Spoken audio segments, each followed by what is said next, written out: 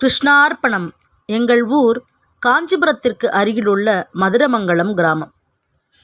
ஒவ்வொரு வருடமும் மார்கழி மாதத்தில் காலை 4 மணிக்கே திருப்பாவையும் திருவெம்பாவையும் ஒலிக்கும். ஏனென்றால் அங்குதான் எம்பார் எழுந்தருளியுள்ளார். ஆழிமழைக்கண்ணா ஒன்று நீ கைகரவேள், ஆழியுள் புக்கு முகம் கொடார்த்தேரி, ஊழி முதல்வன் உருவம் போல் மெய்கருத்து, பாழியந்தோளுடைய பற்பநாபம் கையில் என்று இந்த பாசுரமானது நின்று கொண்டே போகும். எங்கள் மதுரமங்கலம் கிராமத்தில் திரௌபதியம்மன் கோயிலும் உள்ளது.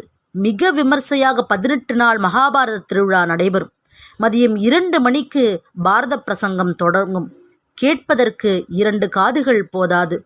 கிருஷ்ணா முகுந்தா என்றெல்லாம் எங்களுக்கு அழைக்க தெரியாது.